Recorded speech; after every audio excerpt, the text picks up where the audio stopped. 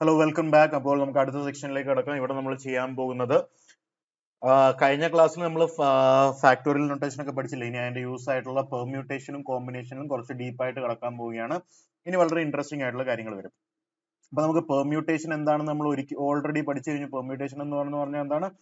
Arrangement ആണ്. അതായത് order important ഉള്ള സ്ഥലത്തെല്ലാം നമ്മൾ പെർമ്യൂട്ടേഷൻ ആണ് ഉപയോഗിക്കുന്നത്.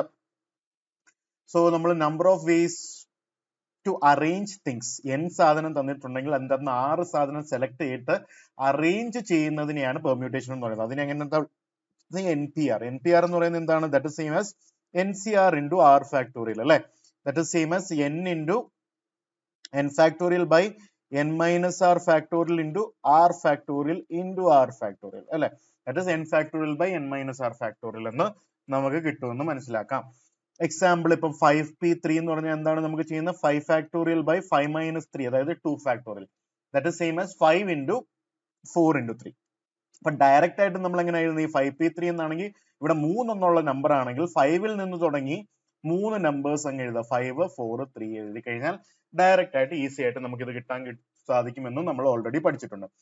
ഇതാണ് പി നോട്ടേഷന്റെ കളി. അടുത്തത് പിന്നെ എന്താണ്? കോമ്പിനേഷൻ. കോമ്പിനേഷൻ എന്ന് പറഞ്ഞാൽ എന്താണ്? ഇവിടെ സെലക്ഷൻ ആണ്. സെലക്ഷൻ എന്ന് പറഞ്ഞാൽ ഓർഡർ ഇമ്പോർട്ടന്റ് അല്ല. എക്സാമ്പിൾ നമ്മൾ ഒരു ക്ലാസ്സിൽ നിന്ന് കുറച്ച് സ്റ്റുഡൻസിനെ ഒരു ക്രിക്കറ്റ് ടീമിലേക്ക് സെലക്ട് ചെയ്ത് കഴിഞ്ഞാൽ സെലക്ഷൻ അല്ല ഇമ്പോർട്ടന്റ്, ആരെവിടെ നിൽക്കുന്നു എന്ന് ഇനിഷ്യലി ഇമ്പോർട്ടന്റ് അല്ല, ആരൊക്കെ സെലക്ടഡ് ആകുന്നു എന്നുള്ളതാണ് ഇമ്പോർട്ടന്റ്. സോ ഇവിടെ സെലക്ഷനിൽ order is not important. Order is not important അല്ലെ. So number of ways of selecting r things out of n തിങ്സിനെ നമുക്ക് എങ്ങനെ വിളിക്കാം? NCR എന്ന് വിളിക്കാം. NCR എന്ന് വിളിക്കാം. Number of ways to select r things out of n things അല്ലെ. NCR ഡിഫൈൻ ചെയ്തിരിക്കുന്നത് എന്താണ്? n factorial by n minus r factorial into r factorial എന്നും നമ്മൾ പഠിച്ചിട്ടുണ്ട്. ഇപ്പം 5C3 ആണെങ്കിൽ എന്താ പറയുന്നത്? 5 factorial by 2 factorial into 3 factorial അല്ലെ. That is same as 5 into 4 into 3 divided by 3 factorial എന്ന് പറയുന്നത് 1 into 2 into 3. അതായത് ഇപ്പൊ 5C3 വരണമെങ്കിൽ ഡയറക്റ്റ് ആയിട്ട് എങ്ങനെ എഴുതാം? 5ൽ നിന്ന് തുടങ്ങി 3 നമ്പർ 5, 4, 3 പെർമ്യൂട്ടേഷൻ ആണെങ്കിൽ ഇവിടെ തീർന്നേനെ. താഴെ ഡിവൈഡഡ് ബൈ ഈ 3 വരെയുള്ള നമ്പറിനെ കണ്ടിന്യൂസ്ലി അങ്ങ് മൾട്ടിപ്ലൈ ചെയ്ത് നോക്കാം. അങ്ങനെയാണെങ്കിൽ ഈസി ആയിട്ട് ഇവിടെ കാര്യം കിട്ടുന്നതായിട്ട് നമുക്ക് മനസ്സിലാക്കാൻ സാധിക്കും. ഇങ്ങനെയാണ് ഈസി ആയിട്ട് നമുക്ക് സി നൊട്ടേഷനെ എഴുതുന്നത്. ഓക്കെ, അങ്ങനെയാണെങ്കിൽ നമുക്ക് ചോദ്യങ്ങളിലേക്ക് കിടക്കാം. ചോദ്യം ഇതാണ്. ആദ്യത്തത്, find the total number of ways find the total number of symbols. Find the number of symbols that can be made with 5 different flags.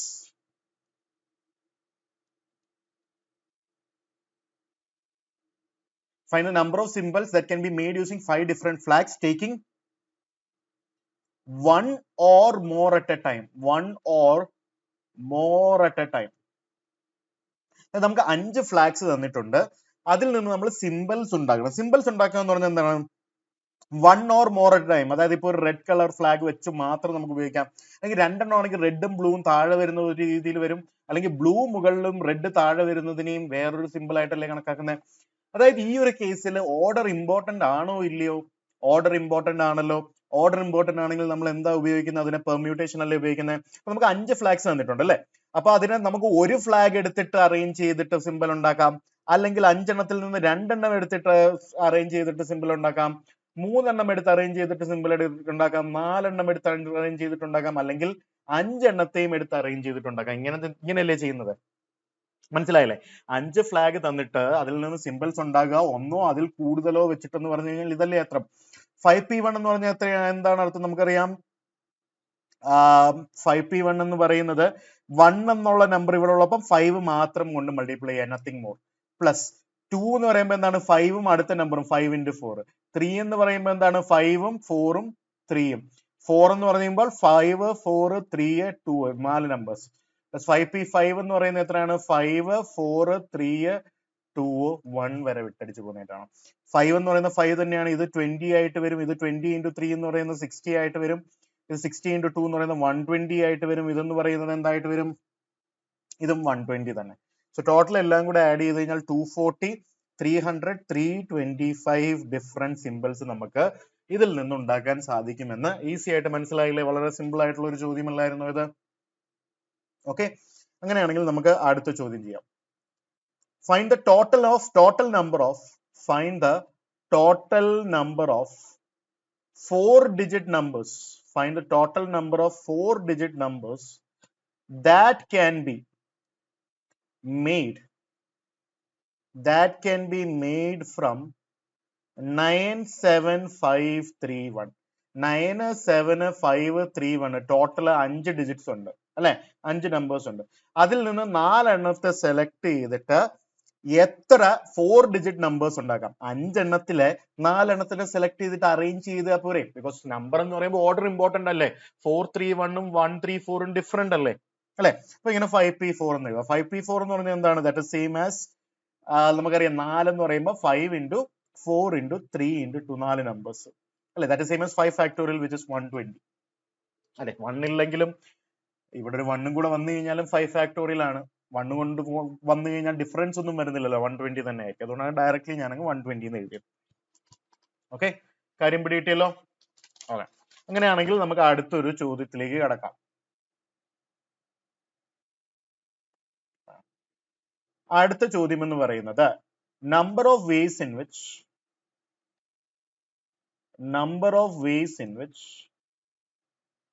4 persons can sit in 6 chairs. 4 പേരെ 6 ചെയേഴ്സിൽ, ഇപ്പൊ 6 chairs ഉണ്ടെങ്കിൽ അതിൻ്റെ അകത്ത് 4 പേരെ എങ്ങനെ ഇരുത്താം അല്ലെ? 6 ചെയേഴ്സിൽ 4 പേരെ എങ്ങനെ ഇരുത്താം എന്ന് ചോദിച്ചു കഴിഞ്ഞാൽ എന്താണ്? 6 എണ്ണത്തിൽ നിന്ന് 4 എണ്ണം സെലക്ട് ചെയ്യുക, ആ 4 എണ്ണത്തിൽ അറേഞ്ച് ചെയ്യുക. അതായത് 6p4 ബേസിൽ വരുമല്ലോ. ഇപ്പൊ നമ്മളൊരു കല്യാണത്തിന് ഇങ്ങനെ ആളുകളൊക്കെ നിരന്നിരിക്കുകയാണെങ്കിൽ ആരെവിടെ ഇരിക്കുന്ന ഇമ്പോർട്ടന്റ് ആണല്ലോ അല്ലെ. അതുകൊണ്ട് തന്നെ ഇപ്പൊ number of vase 4 persons can sit in 6 chairs. അതായത് 6 ചെയേഴ്സ് ഉള്ളതിൽ നിന്ന് 4 എണ്ണത്തിന് സെലക്ട് ചെയ്ത് അങ്ങ് അറേഞ്ച് ചെയ്യുക. അതായത് 6p4 എന്ന് പറഞ്ഞാൽ എന്താണ്? 6 into 5 into 4 into 3, 4 നമ്പേഴ്സ് വരെ. ഇവിടെ 4 എന്നുള്ള നമ്പർ ആയതുകൊണ്ട് ഡയറക്ട്ലി ഇങ്ങനെ അങ്ങ് മൾട്ടിപ്ലൈ. ഇതെങ്ങനെ വന്നേന്ന് ഞാൻ പഠിപ്പിച്ചു തന്നായിരുന്നല്ലോ, വളരെ സിമ്പിൾ ആയിട്ട് കിട്ടുന്നുണ്ടല്ലോ. Okay, so that is equal to 30 into 4 എന്ന് പറയുന്നത് 120 into 3 എന്ന് പറയുന്നത് 360 എന്ന് പറയും. ഓക്കെ, ഇതിനെ വേറൊരു രീതിയിലും ചെയ്യാം. 6 എണ്ണത്തിൽ നിന്ന് 4 ചെയറിനെ ആദ്യം സെലക്ട് ചെയ്യുക, ഫോളോഡ് ബൈ ദാറ്റ് ആ 4 സെലക്റ്റിൽ ആളുകളെ അറേഞ്ച് ചെയ്യുക into 4 ഫാക്ടോറിയൽ. ഈ ഒരു രീതിയിൽ ചെയ്ത് കഴിഞ്ഞാലും സെയിം ഉത്തരം തന്നെ വരുന്നതായിട്ട് നമുക്ക് മനസ്സിലാക്കാൻ സാധിക്കും. ഓക്കെ, കാര്യം പിടിയിട്ടല്ലോ. ഓക്കെ, അങ്ങനെയാണെങ്കിൽ അടുത്തത് വളരെ വളരെ ഇമ്പോർട്ടന്റ് ആയിട്ടുള്ള ഒരു ലേണിംഗ് നടക്കുന്ന ഒരു പോയിന്റ് ആണിത്. എല്ലാവരും വളരെ ശ്രദ്ധിക്കുക. ഇതിൽ നമ്മൾ പഠിക്കാൻ പോകുന്നത് സ്ട്രിംഗ് ആൻഡ് ഗ്യാപ്പ് മെത്തേഡ് എന്ന് പറയുന്ന വളരെ ഇൻട്രസ്റ്റിംഗ് ആയിട്ടുള്ള ഒരു കാര്യമാണ്. String and gap method. ഇതൊരു ചോദ്യത്തിലൂടെ നിങ്ങൾക്ക് ഞാൻ മനസ്സിലാക്കി തരാൻ പോവുകയാണ്. ശ്രദ്ധിച്ചു കേൾക്കുക. ചോദ്യം ഇതാണ്: number of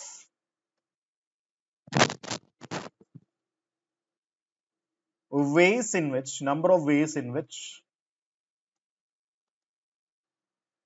colors of a rainbow are arranged so that blue and green are never together. നമുക്കറിയാം റെയിൻബോയിലുള്ള കളേഴ്സ് ഏതൊക്കെയാണ്? Violet, IndiGo, blue, green, yellow, orange, red അല്ലെ, വിബ്ജിയോർ എന്ന് പറയുന്ന കളർ. ഇത് ഒറിജിനൽ റെയിൻബോയിൽ ഈ ഒരു ഓർഡറിൽ തന്നെ ആയിരിക്കും ഇരിക്കുന്നത്. ഇതും നമുക്കറിയാം. ഇപ്പോ ഇതിന് പകരം ഈ കളർ എല്ലാം എടുത്തുള്ള കോമ്പിനേഷൻ അങ്ങോട്ടും ഇങ്ങോട്ടും മാറ്റുന്ന കളക്ഷൻസ് നമ്മൾ ഉണ്ടാക്കുകയാണ്. But number of ways in which ഈ അറേഞ്ച്മെന്റ് നടക്കാം. പക്ഷെ ഒരു കണ്ടീഷൻ ഉണ്ട്. ഈ ബ്ലൂവും ഗ്രീനും ഒരുമിച്ച് വരുന്ന കേസസ് പാടില്ല. ഈ ഒരു കേസ് ഒന്നും പറ്റത്തില്ല. ഓക്കെ, അപ്പൊ നമുക്ക് എന്താ ചെയ്യുന്നേ? നമുക്ക് ഇതിലൊരു കാര്യം ചെയ്യാം. ഇതില് നമുക്ക് ആദ്യം സ്ട്രിംഗ് മെത്തേഡ് വെച്ച് ചെയ്യാം. സ്ട്രിംഗ് മെത്തേഡ് എന്ന് പറയുന്നത് നിങ്ങൾക്ക് എന്താന്ന് മനസ്സിലാകും. ഇതിനെ ഇങ്ങനെ ചെയ്തോടെ ആദ്യം നമുക്ക് ടോട്ടൽ നമ്പർ ഓഫ് അറേഞ്ച്മെന്റ്സ് കണ്ടുപിടിക്കാം. Okay, total number of arrangements കണ്ടുപിടിക്കാലോ.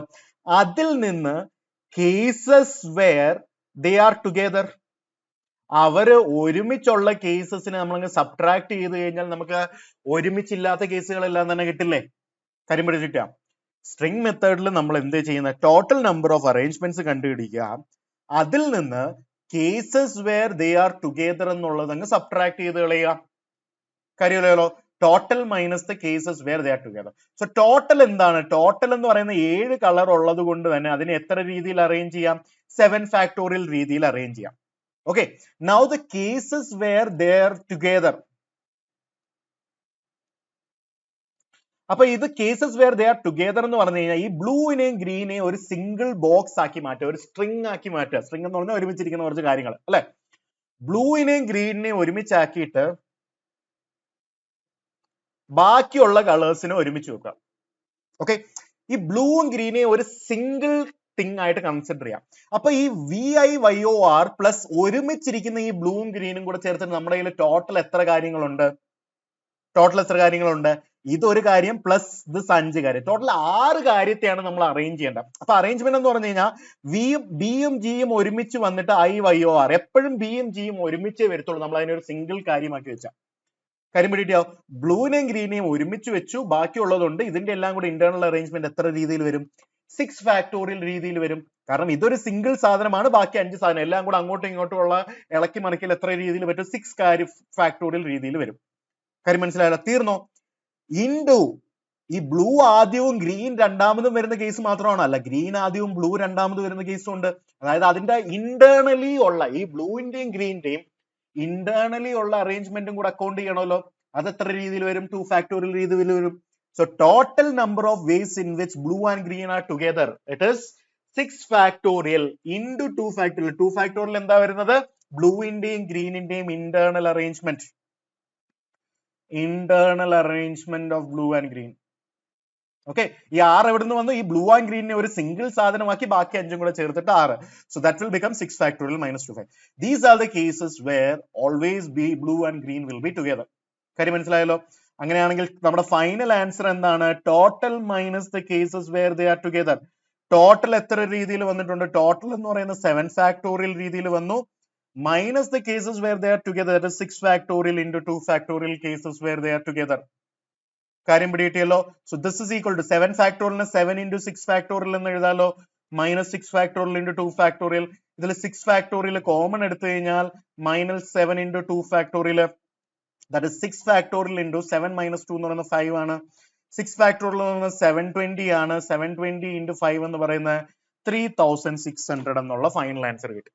അപ്പൊ ഞാൻ ഒന്നും കൂടെ റിപ്പീറ്റ് ചെയ്യണം. ഈ സ്ട്രിംഗ് മെത്തേഡിൽ നമ്മൾ എന്താ ചെയ്യുന്നത്? നമുക്ക് വേണ്ടുന്നത് ബ്ലൂവും ഗ്രീനും ഒരുമിച്ച് വരാത്ത കേസുകളാണ് വേണ്ടത്. അത് കണ്ടുപിടിക്കാനായിട്ട് നമ്മൾ എന്താ ചെയ്തേ? Total minus the cases where they are together. Total എത്രയുണ്ട്? 7 കളറിന്റെ അറേഞ്ച്മെന്റ് 7 ഫാക്ടോറിയൽ. അതിൽ നിന്ന് ഇതിനെ ടുഗെദർ ആക്കാൻ എന്ത് ചെയ്യുന്നത്? ബ്ലൂ ആൻഡ് ഗ്രീനെ നമ്മൾ ഒരു സിംഗിൾ ബോക്സിൽ ഒരു ഡബ്ബയ്ക്കകത്ത് ഇട്ടങ്ങ് വെച്ചു. അവർക്ക് ഇൻഡിപെൻഡന്റ് ആയിട്ട് എക്സിസ്റ്റൻസ് ഇല്ല, ഒരു ഡബ്ബയ്ക്കകത്തേ ഇരിക്കുന്നുള്ളൂ. ആ ഡബ്ബ പ്ലസ് ബാക്കിയുള്ള 5 കളേഴ്സിന്റെയും കൂടെ ഇന്റേണൽ അറേഞ്ച്മെന്റ് എത്രയാണ്? 6 ഫാക്ടോറിയൽ രീതിയിൽ. Followed by that internal arrangement of blue and green എന്ന് പറയുന്നത് എത്രയാണ്? 2 ഫാക്ടോറിയൽ രീതിയിൽ. So the answer will become total number of cases which is 7 factorial minus the cases where they are together which is 6 factorial into 2 factorial. അല്ലെ?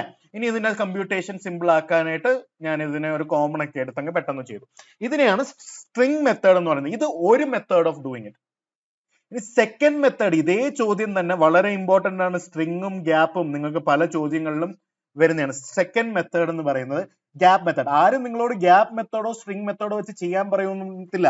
പക്ഷെ ഇത് രണ്ടും അറിഞ്ഞിരിക്കണം ചില ചോദ്യങ്ങൾ എളുപ്പത്തിൽ ചെയ്യാനായിട്ട്. ഓക്കെ, നമ്മൾ ഒരു IIT പഠിക്കുന്ന ഓരോ ഒരു കോൺസെപ്റ്റും നിങ്ങളുടെ കയ്യിൽ കുറെ ടൂൾസ് തരികയാണ്. ഇപ്പം ജെഇക്ക് ചോദിക്കുന്ന ചോദ്യത്തിൽ ചിലപ്പോൾ ഒരു 5 ടൂൾസ് ആയിരിക്കും വേണ്ടത്. അപ്പൊ ആ ടൂളുകളെല്ലാം നിങ്ങളുടെ കൈവശം വേണം താനും. ഏത് സമയത്ത് ഏത് ടൂളാണ് യൂസ് ചെയ്യേണ്ടതെന്ന് നിങ്ങൾക്ക് അറിഞ്ഞിരിക്കുകയും വേണം. അതാണ് നമ്മൾ ഈ ഒരു 2 വർഷത്തെ റിഗറസ് ആയിട്ടുള്ള പ്രാക്ടീസിലൂടെ ജെഇയിലൂടെ നമ്മൾ നേടാൻ ശ്രമിക്കുന്നത്. ഓക്കെ, അപ്പൊ നമ്മൾ ഗ്യാപ്പ് മെത്തേഡിൽ എന്താ ചെയ്യാൻ പോകുന്നതെന്ന് വെച്ചാൽ ആദ്യം ബ്ലൂവിനെയും ഗ്രീനെയും അങ്ങ് മാറ്റി. ബ്ലൂവിനെയും ഗ്രീനെയും മാറ്റിയിട്ട് ബാക്കിയുള്ള കളേഴ്സ്, അതായത് VIYORനെ നമ്മളൊന്ന് അറേഞ്ച് ചെയ്യാം. ഓക്കെ, ഈ VIYORനെ അറേഞ്ച് ചെയ്ത് കഴിഞ്ഞാൽ ഇതിന്റെ ഇടയ്ക്ക് എത്ര ഗ്യാപ്പുകൾ വന്നിട്ടുണ്ട്? 1 2 3 4 5 6 അല്ലെ?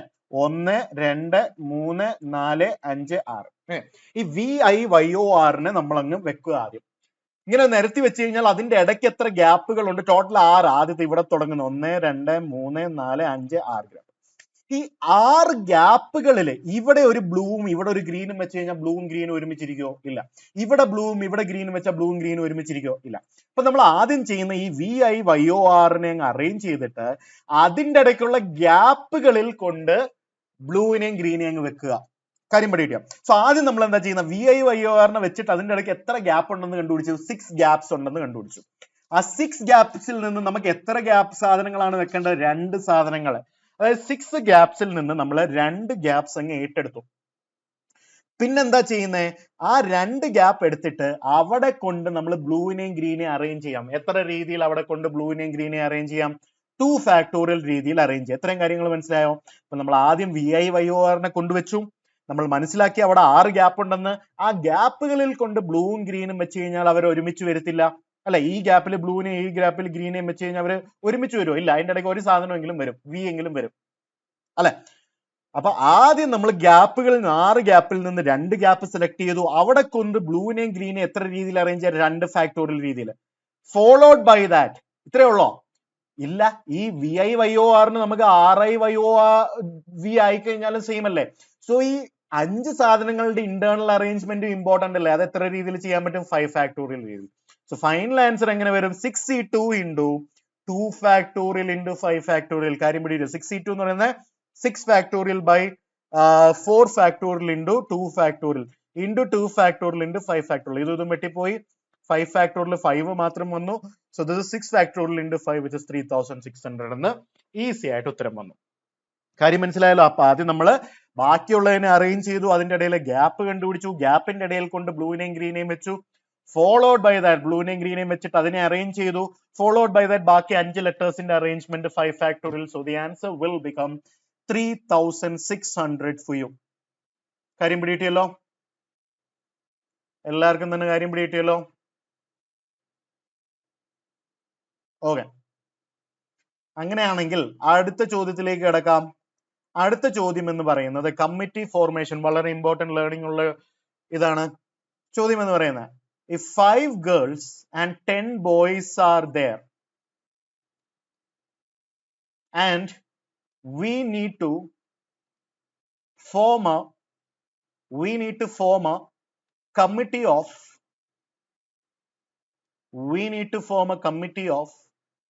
6 people. Okay, so we need to form a committee of 6 people. ആദ്യത്തെ ചോദ്യം, without any condition. അതായത് നമ്മൾ ടോട്ടൽ എത്ര ആളുകളുണ്ട്? 5 ഗേൾസും 10 ബോയ്സും കൂടെ ചേർന്ന് 15 ആളുകളുണ്ട്. കണ്ടീഷൻ ഒന്നും ഇല്ലെങ്കിൽ ആ 15 ആളുകളിൽ നിന്ന് 6 പേരെ സെലക്ട് ചെയ്യുക, അത്രയല്ലേ ഉള്ളൂ. So the answer will become 15C6. കാര്യം പിടികിട്ടിയല്ലോ? സോ 5 ബോയ്സും 5 ഗേൾസും 10 ബോയ്സിൽ നിന്ന് 6 പേരുള്ള കമ്മിറ്റി സെലക്ട് ചെയ്യണമെങ്കിൽ ടോട്ടൽ 15 പേരിൽ നിന്ന് 6 പേരെ സെലക്ട് ചെയ്തെടുക്കുകയല്ലേ നമ്മൾ വേണ്ടത്. So the answer will become 15C6. കമ്മിറ്റിയിലെ ഓർഡർ ഇമ്പോർട്ടന്റ് ആണോ? അല്ല. ആരൊക്കെയാണ് കമ്മിറ്റിയിൽ വരുന്നതെന്ന് മാത്രമാണ് നമുക്ക് ഇമ്പോർട്ടന്റ്. ഓക്കെ. അടുത്തത് നമുക്ക് ബി പാർട്ടിലേക്ക് കിടക്കാം. അടുത്ത ബി പാർട്ടിലേക്ക് കിടക്കുവാണെങ്കിൽ നമുക്ക് വേണ്ടത് ചോദ്യം ഇതാണ്, it has no girls. Committee should not have even 1 girl. അതായത് ഗേൾസ് ഇല്ലാത്ത കമ്മിറ്റി എന്ന് പറഞ്ഞാൽ നമുക്ക് സെലക്ട് ചെയ്യാനായിട്ട് എത്ര പേരേ ഉള്ളൂ? 10 പേരേ ഉള്ളൂ. കാരണം ഗേൾസിനെ കൺസിഡർ ചെയ്യാനേ പറ്റില്ല. ആ 10ൽ നിന്ന് എത്ര പേരെ സെലക്ട് ചെയ്യണം? 6 പേരെ സെലക്ട് ചെയ്യണം. മനസ്സിലായല്ലോ? 10 ബോയ്സിൽ നിന്ന് തന്നെ 6 ബോയ്സിനെ സെലക്ട് ചെയ്തു. 5 ഗേൾസിൽ നിന്ന് 0 ഗേൾസിനെ സെലക്ട് ചെയ്തു. 5C0 എന്ന് പറയുന്നത് 1 ആണ്. അതായത് ഇവിടെ 10C6 എന്നുള്ളത് തന്നെയാണ് നമ്മുടെ ശരി ഉത്തരം. കാര്യം പിടികിട്ടിയല്ലോ? ഓക്കെ.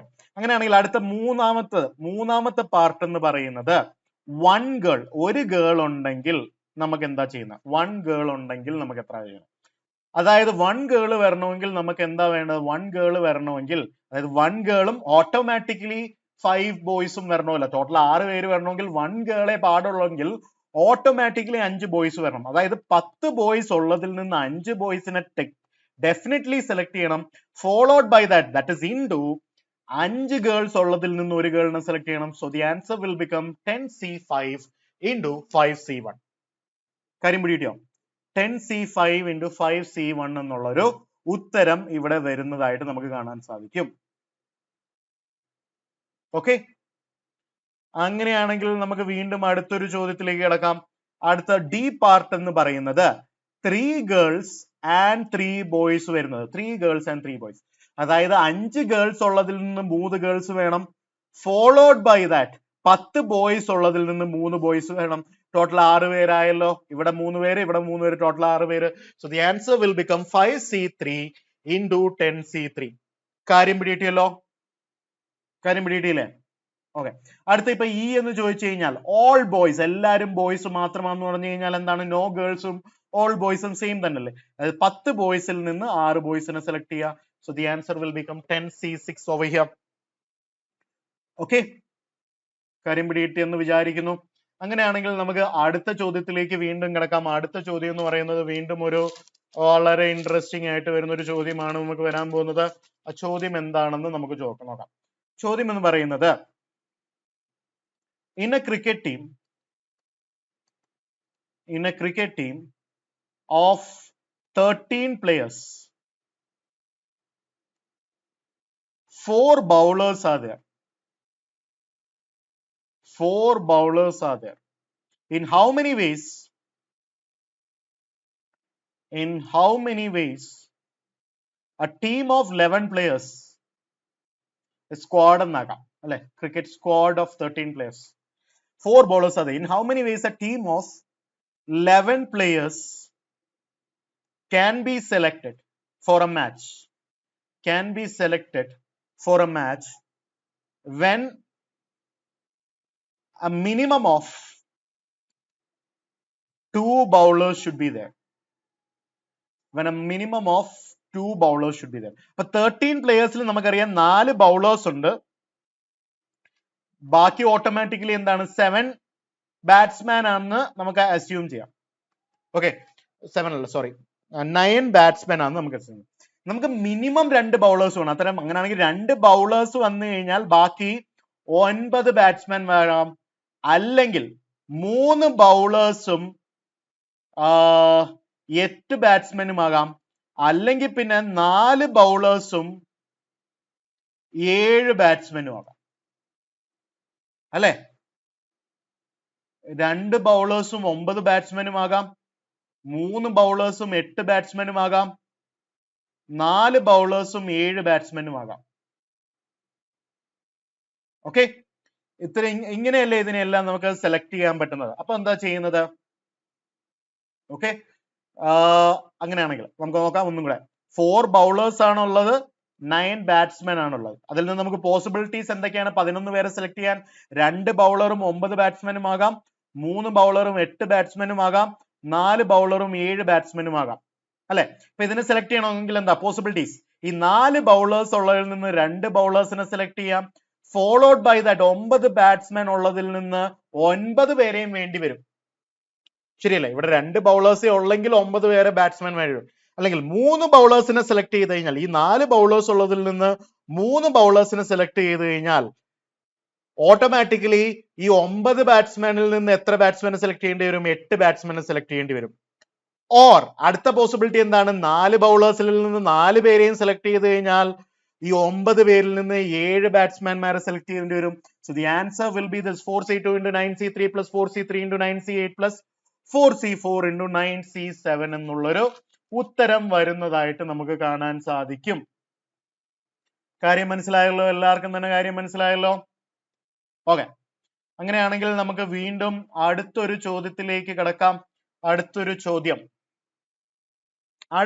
എന്ന് പറയുന്നത് വളരെ, ഇതൊരു പ്രീവിയസ്ലി JEE മെയിൻസിലും അഡ്വാൻസിലും എല്ലാം ചോദിച്ചിട്ടുള്ള ഒരു ചോദ്യമാണിത്. വളരെ ഇൻട്രസ്റ്റിംഗ് ആയിട്ടുള്ള ഒരു ചോദ്യമാണ്. നിങ്ങൾക്കൊന്ന് കണ്ടുപിടിക്കാനായിട്ട് ശ്രമിക്കാം.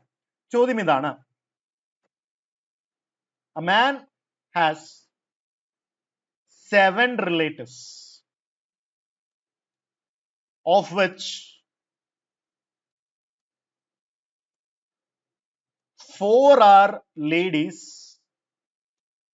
and 3 are gents. His wife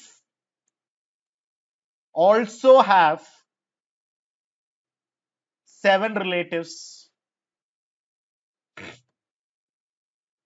of which 3 are ladies and 4 are gents. Okay, കാര്യം പിടിയിട്ടല്ലോ? ഒരു മനുഷ്യനുണ്ട്, അയാൾക്ക് 7 റിലേറ്റീവ്സ് ഉണ്ട്. അയാളുടെ റിലേറ്റീവ്സിൽ 4 പേര് സ്ത്രീകളാണ്, 3 പേർ പുരുഷന്മാരാണ്. അതോടൊപ്പം തന്നെ അയാളുടെ വൈഫിനും ഇതേ കണക്ക് തന്നെ 7 റിലേറ്റീവ്സ് ഉണ്ട്. അതങ്ങ് തിരിഞ്ഞു. അവർക്ക് 3 ലേഡീസ് ആയിട്ടുള്ള റിലേറ്റീവ്സും 4 ജെന്റ്സ് ആയിട്ടുള്ള റിലേറ്റീവ്സും ഉണ്ട്. Okay, in how many ways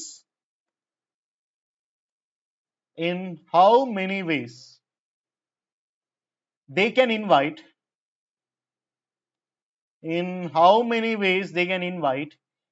3 gents and 3 ladies, 3 gents and 3 ladies for a dinner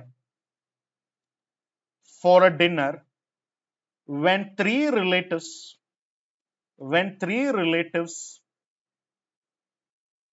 from the man's side and 3 from the wife's side are compulsory. Okay, അപ്പം നമ്മൾക്കൊന്ന് ഇതൊന്ന് ഡീകോഡ് ചെയ്യാം. ഒരു മനുഷ്യന് 7 റിലേറ്റീവ്സ് ഉണ്ട്, അയാളുടെ വൈഫിനും 7 റിലേറ്റീവ്സ് ഉണ്ട്. ആ റിലേറ്റീവ്സ് 4 പേര് ലേഡീസും 3 പേര് ജെന്റ്സുമാണ്. ഇയാൾക്ക് 3 ലേഡീസും ഇവർക്ക് 3 ലേഡീസും 4 ജെന്റ്സും ആയിട്ടുള്ള റിലേറ്റീവ്സ് ഉണ്ട്. ഓക്കെ, ഇനി ഇവര് 6 പേരെ ഇൻവൈറ്റ് ചെയ്യണം അല്ലെ. 6 പേരെയാണ് ടോട്ടൽ ഇൻവൈറ്റ് ചെയ്യേണ്ടത്. ടോട്ടൽ ഇൻവൈറ്റിലുള്ള കണ്ടീഷൻ ഇതാണ്: 3 ജെന്റ്സും ഉണ്ടാവണം, 3 ലേഡീസും ഉണ്ടാകണം.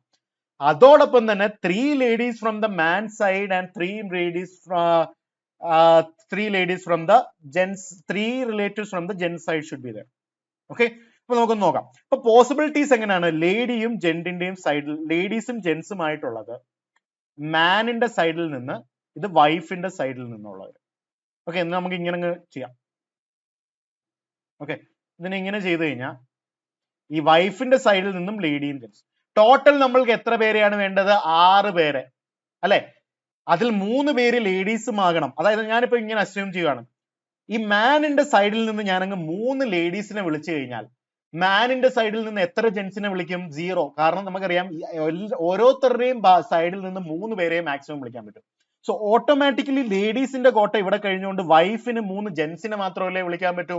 3 ജെന്റ്സിനെ വിളിച്ചു കഴിഞ്ഞാൽ ഏതെങ്കിലും ലേഡീസിനെ വൈഫിന് വിളിക്കാൻ പറ്റുമോ? പറ്റില്ല. ഇതൊരു പോസിബിലിറ്റി. അല്ലെങ്കിൽ എന്ത് സംഭവിക്കാം? മാൻ 0 ലേഡീസിനെ വിളിച്ചു, 3 ജെന്റ്സിനെ അങ്ങ് വിളിച്ചു. അങ്ങനെയാണെങ്കിൽ വൈഫ് എന്ത് വിളിക്കണം? വൈഫിന് ലേഡീസിനെ വിളിക്കാവോ?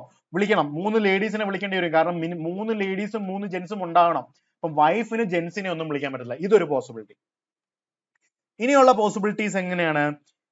മാൻ 2 ലേഡീസിനെ വിളിച്ചു. അങ്ങനെയാണെങ്കിൽ ബാക്കി അയാൾക്ക് എത്ര കോട്ടയുണ്ട്? ഒരു ജെന്റിനെ എന്തായാലും വിളിക്കണം.